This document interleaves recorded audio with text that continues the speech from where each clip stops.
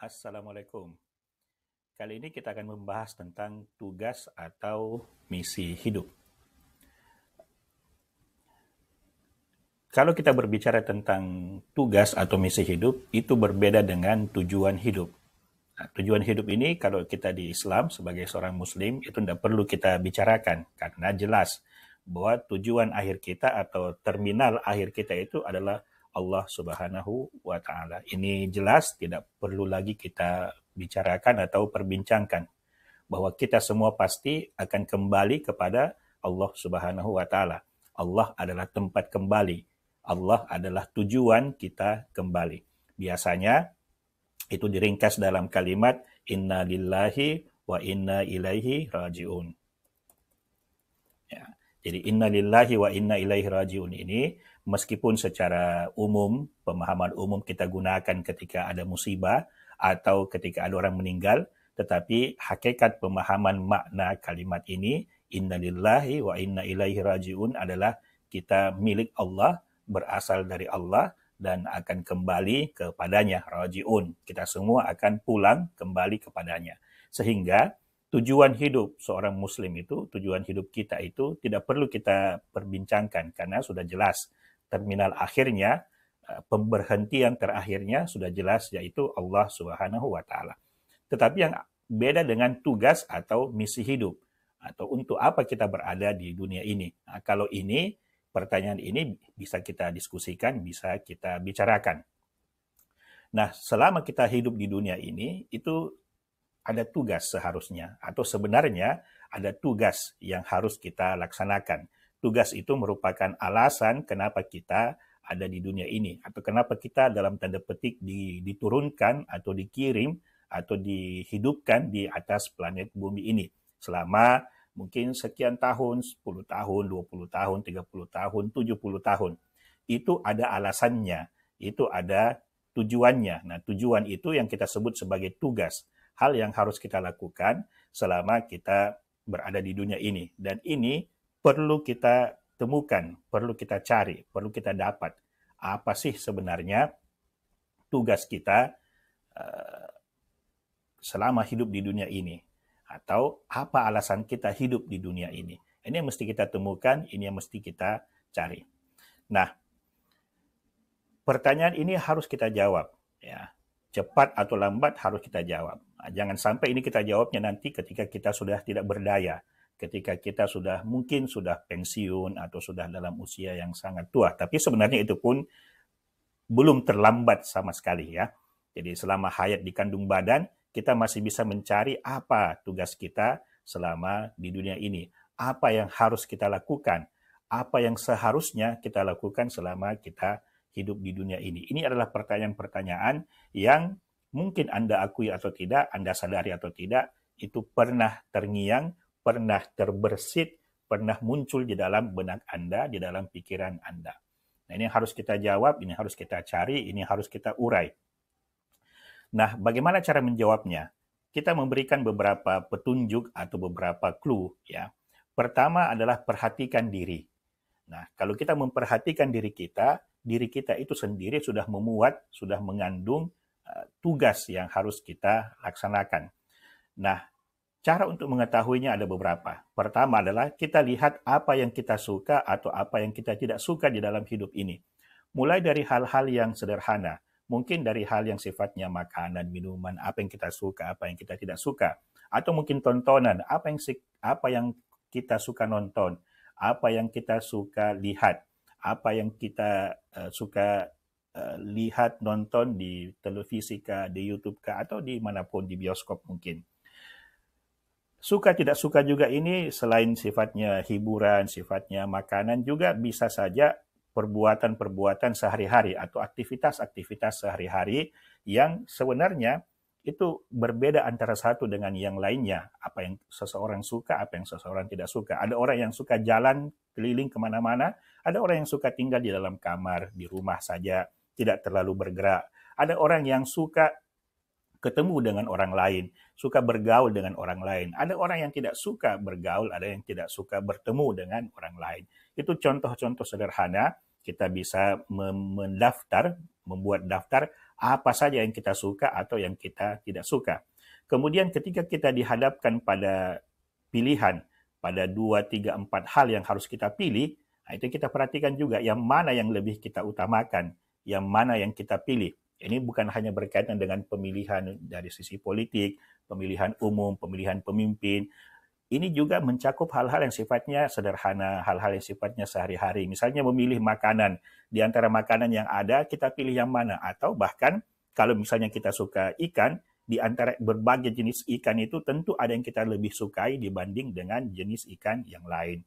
Begitu pula dengan sarana transportasi, kendaraan, pilihan rumah, dan seterusnya. Banyak sekali hal-hal yang kita lebih pilih antara satu dibanding yang lainnya. Nah, dua hal ini disebut sebagai preferensi. Preferensi adalah apa yang kita suka, apa yang kita pilih. Kita pilih karena kita suka. Kita tidak pilih mungkin karena kita tidak suka. Ini bukan ranah benar atau salah. Ini bukan ranah apakah ini baik atau tidak baik. Ini hanyalah ranah apa yang kita suka atau yang kita tidak suka, atau kita pilih yang mana yang kita pilih, yang mana tidak kita pilih. Ini pun juga sangat tergantung dengan situasi, sangat tergantung dengan kondisi, sangat tergantung dengan keadaan. Kadang-kadang suatu waktu kita pilih A, tapi di waktu yang lain kita pilih B. Jadi ini bukan tentang benar salah, tetapi tentang pilihan, tentang preferensi. Nah, kalau kalian memahami preferensi kalian, apa yang kalian suka, apa yang kalian tidak suka, kalian mengerti apa yang Anda pilih, kenapa Anda memilih A bukan B, maka itu menjadi bagian Anda untuk mengenali, untuk mengidentifikasi apa yang menjadi tugas Anda untuk hidup di dunia ini. Berikutnya adalah minat, ya, atau ketertarikan. Anda tertarik dengan hal-hal apa saja. Ini mungkin tidak jauh atau masih berhubungan dengan antara preferensi, ya, minat dengan preferensi itu masih ada hubungannya, tetapi ketertarikan ini sudah lebih mengerucut lagi kepada hal-hal yang sifatnya memberi manfaat bagi diri kita dan bagi orang lain. Dan kemudian mengerucut mengarah kepada bakat, yaitu sesuatu yang mudah kita lakukan tanpa perlu bersusah payah belajar. Nah, inilah clue yang paling jelas, ya, inilah clue yang paling kentara yang akan mengarahkan kita kepada apa sebenarnya tugas kita, ya. Ini adalah petunjuk yang paling jelas. Ya. Kalau kita mau mengetahui apa yang menjadi tugas kita, maka petunjuk yang paling jelas dan bisa diandalkan untuk memberitahu kepada kita adalah apa yang mudah kita lakukan tanpa perlu bersusah payah belajar. Ya. Jadi dari sini, dari bakat kita, kalau kita sudah kenali ini, sudah kita identifikasi ini, kemudian kita kaitkan dengan minat, dengan ketertarikan, kemudian kita kaitkan lagi dengan preferensi, maka ya seharusnya atau kemungkinan besar kamu telah mengetahui apa tugasmu di dunia ini. Di dunia ini selama kamu hidup sekian puluh tahun, kamu seharusnya melakukan apa? Cara yang kedua adalah kita lihat kembali masa lalu kita, ya. Ketika kita fase anak-anak, mungkin SD, kemudian berangkat remaja, fase sekolah menengah pertama SMP, fase sekolah menengah atas SMA, kemudian di fase dewasa ketika kita kuliah atau mungkin sedang bekerja. Nah, apa yang perlu kita perhatikan di sini? Nah, yang kita perhatikan adalah kejadian-kejadian apa yang pernah kita alami, kejadian-kejadian apa yang menimpa kita. Nah, sehingga kejadian itu mendorong kita untuk membuat keputusan dalam hidup kita. Nah, kejadian itu bisa saja hal-hal yang sifatnya traumatik, hal-hal yang sifatnya kurang enak, kurang menyenangkan. Tetapi dengan kejadian itu, kita membuat satu keputusan hidup. Di sisi lain, kita juga bisa mengalami kejadian yang mengenakkan, yang menyenangkan, sehingga ketika kita menikmati kejadian itu, karena itu enak, itu senang, maka kita memutuskan misalnya, oh ini yang harus saya lakukan, oh ini yang harus saya terus-menerus rasakan atau nikmati. Nah, keputusan hidup itu yang bisa jadi dipicu oleh suatu kejadian atau beberapa rentetan kejadian di masa lalu kita, itu bisa menjadi petunjuk tentang apa tugas yang seharusnya kita kerjakan, yang seharusnya kita lakukan ketika kita hidup di dunia ini selama sekian puluh tahun. Nah, dua hal tersebut ya. Jadi kita memperhatikan diri, kita memperhatikan kejadian-kejadian di masa lalu kita, itu memberi kita gambaran, memberi kita petunjuk tentang apa yang menjadi tugas kita. Dan tugas hidup ini biasanya satu atau dua, katakanlah perbuatan, ya, atau dua pekerjaan. Ya. Itu menjadi tugas kita. Saya kasih contoh biasanya kepada anak-anak siswa-siswa SMA atau santri-santri SMA di sini. Misalnya, kamu berpikir atau kamu merasa tugas kamu adalah menolong, membantu, ya, menolong atau membantu orang lain. Nah, dalam hal apa? Dalam hal misalnya kesehatan. Ya, jadi kamu berpikir, kamu merasa setelah melihat kau punya modal diri, setelah melihat event, peristiwa-peristiwa yang kamu alami, ketika kamu membuat keputusan-keputusan dalam hidup, kamu menetapkan bahwa, oh, tugas saya hidup di dunia ini adalah untuk menolong, untuk membantu orang lain di bidang kesehatan.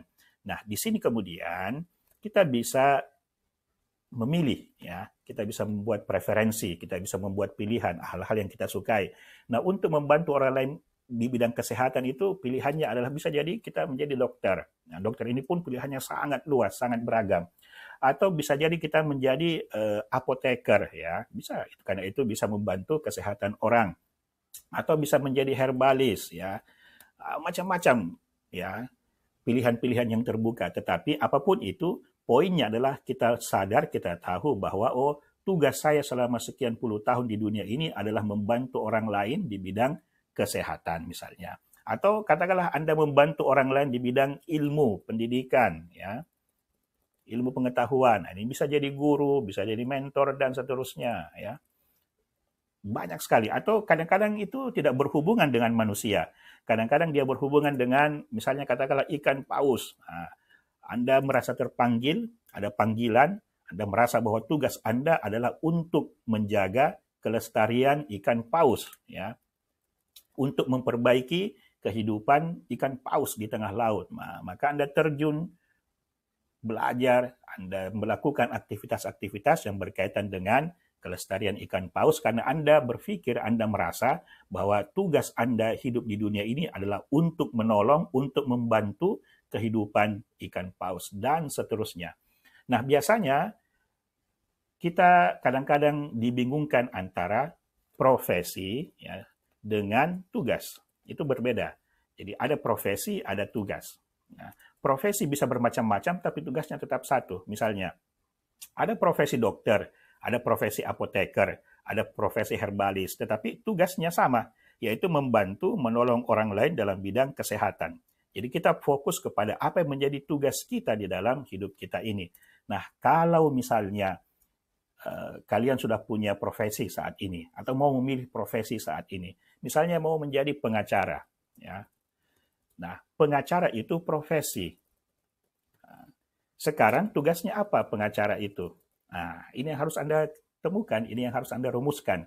Bahwa mungkin pengacara itu profesi, dan tetapi mungkin tugas Anda adalah membantu, menolong orang lain bila terlibat masalah.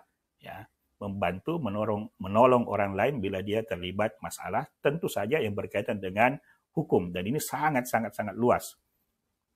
Inilah beberapa contoh jenis tugas hidup yang kalau Anda temukan, Anda kenali, Anda pikir, Anda rasa bahwa, oh, inilah panggilan saya, inilah panggilan hidup saya, inilah tujuan, inilah gunanya saya hidup di dunia ini, dikirim ke dunia ini, maka tugas itu merupakan satu kalimat, ya, dan bukan profesi.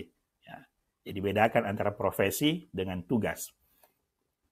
Nah, inilah yang bisa kita katakan tentang tujuan hidup dengan tugas hidup. Kenapa kita berbicara tentang tugas hidup? Kenapa? Karena ada pertanggungjawaban, ya. Jadi kalau kita Muslim, kita percaya bahwa setelah kita hidup di dunia ini, kita dimintai tanggung jawab. Kita ditanya, ngapain kamu di dunia selama kamu hidup? Apakah kamu sudah melaksanakan tugasmu atau belum? Ya, apakah kamu sudah melaksanakan tugasmu dengan baik atau belum? Nah, inilah gunanya kita mengetahui apa yang menjadi tugas kita. Jangan-jangan ya, bisa jadi kita hidup sekian puluh tahun tetapi tidak tahu apa tugas kita. Ya, ini bahaya ini. Ya. Kalau kita sampai tidak tahu apa yang menjadi tugas kita. Kita sudah hidup 20 tahun, 30 tahun, 40 tahun, tapi masih bingung. Saya di dunia ini ngapain ya? Untuk apa? Apakah hanya makan, tidur, sholat, puasa, dan seterusnya? Atau adakah tujuan lain? Adakah tugas yang seharusnya saya kerjakan, yang saya selesaikan di dunia ini? Nah, inilah mesti kita pertanggungjawabkan. Ya. Saya pikir ini dulu untuk sementara ya, tentang tugas atau misi hidup kita. Nah, kemudian kita lihat rekapnya. Inilah rekap dari penjelasan pada video kali ini. Terima kasih telah menyimak. Assalamualaikum warahmatullahi wabarakatuh.